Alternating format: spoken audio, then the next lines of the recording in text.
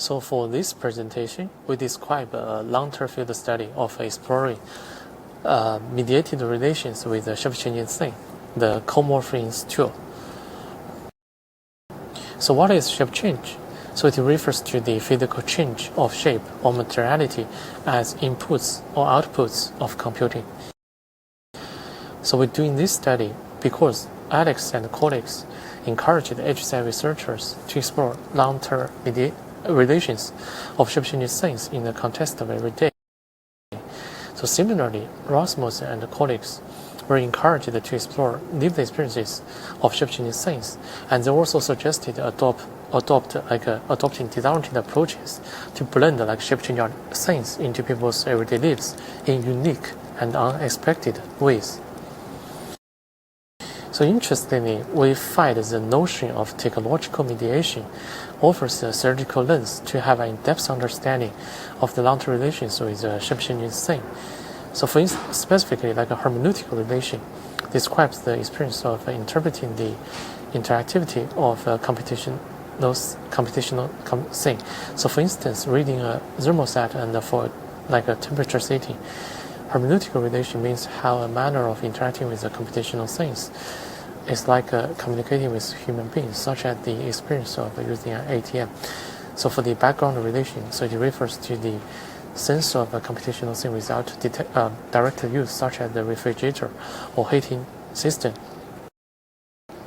So for this paper, we propose two main questions. And the first question is, how can the long-term mediated relations in terms of hermeneutic, authority, and background be supported by instantiating the materiality of a particular shape-changing thing? The second question is, what retrospective implications would emerge by critically reflecting on the collected empirical findings in relation to these higher-level concepts? To explore these questions, we build on the theory of the materiality of interaction to support the design and deployment of the coMorphing stool.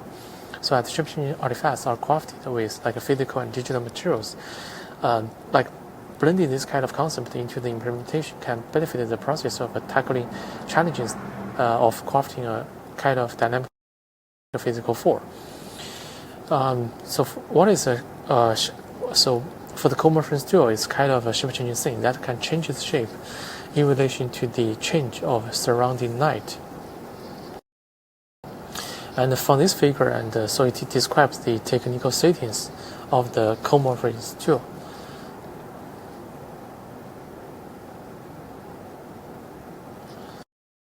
So we recruited 5 everyday householders as co-speculators of the study.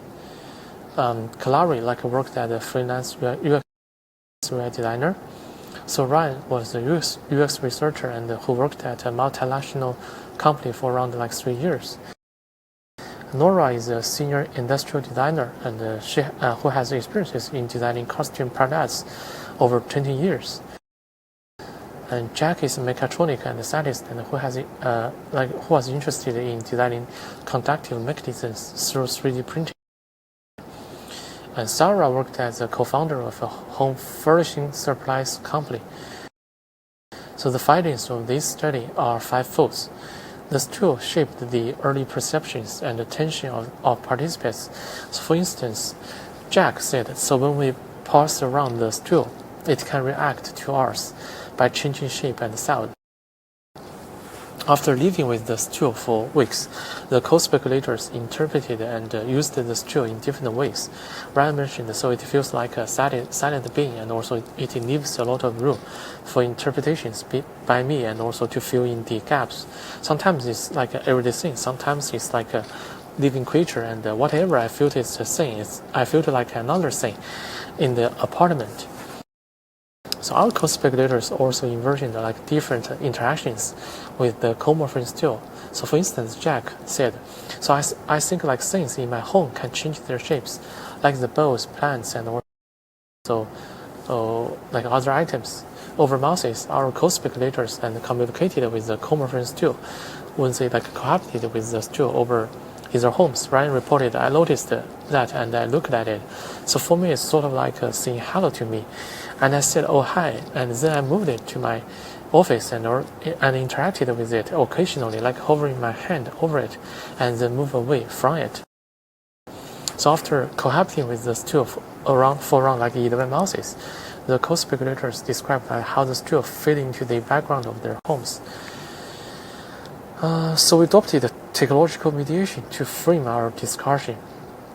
For the iterative relation with the shape-changing thing, we expect the future HSI designers and researchers to craft novel computational things to invoke users' memories and positive experiences by mimicking the interactivity of everyday things. Another opportunity is to enhance the vitality of things to mediate people's daily routines in the home.